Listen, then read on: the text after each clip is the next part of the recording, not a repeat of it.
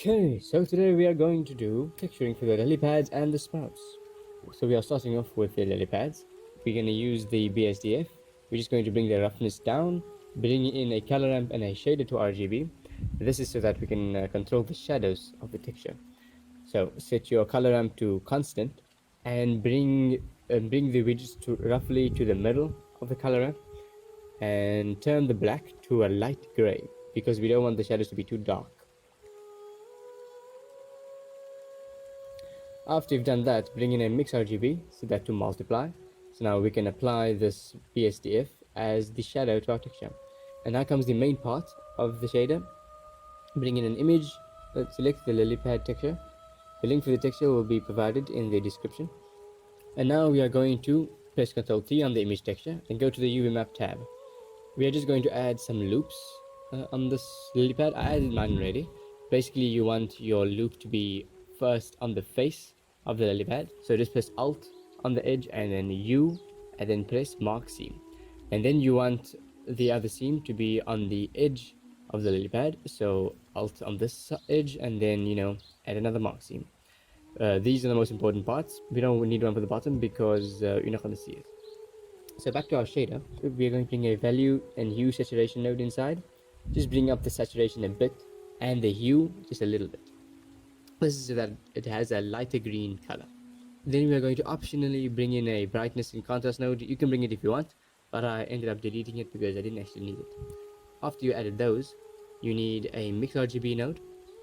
Set that to mix and make it around half of the factor, so we have some of the image texture and some of the color you'll add. I'm going to make it a light bright green, but you can do whatever you want. You can make it blue, pink, whatever color you want.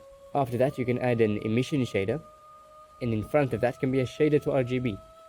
This is just so you can control the brightness of your texture. I set the emission to 1.3 in the beginning, but then I ended up making it 1 so that I could see the texture more. And that is the basics of our texture. All we need to do now is add a nice light rim on the edge of our lily pad. So go into edit mode, select the top face row of your lily pad by pressing Alt, and then assign that a new texture that you duplicated from the lily pad.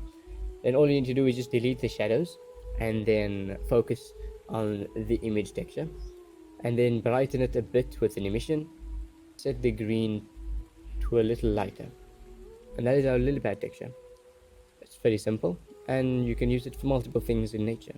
For the sprouts on the lake, it's kind of the same. You just select the same texture and then by this mix RGB where you have the color influence for the image, you need to add an object info node, select random and then put a color ramp in front of it, and then you can just set it to constant and add as many colors as you want. I just made it yellow and green to have some different colors in the scene, but you can add as many as you want. You can add 5, 6, 7.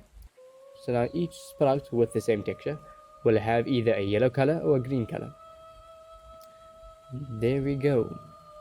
And now optionally, you can add a light rim on the sprouts as well. This will require you to have Goo Engine. It's applied on my Patreon if you want it.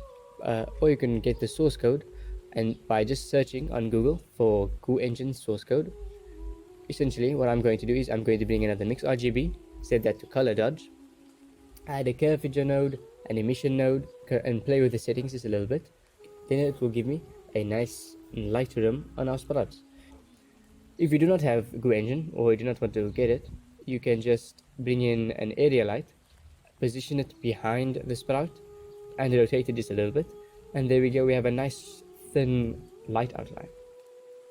For the finishing touch, I'm just going to add some lights by my flowers. So one right above the front flower, this middle one, and the back one. This is so that we can have some environmental influence with the lighting on our flowers.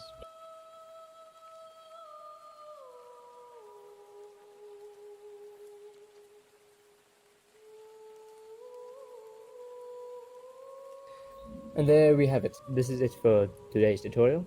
The next one, we will finish off flower textures and we are going to add an outline to our objects. We will also add some waves coming from the lily pads, as you can see in the animation here. But that is it for this tutorial. Hope you enjoyed and I hope you learned something.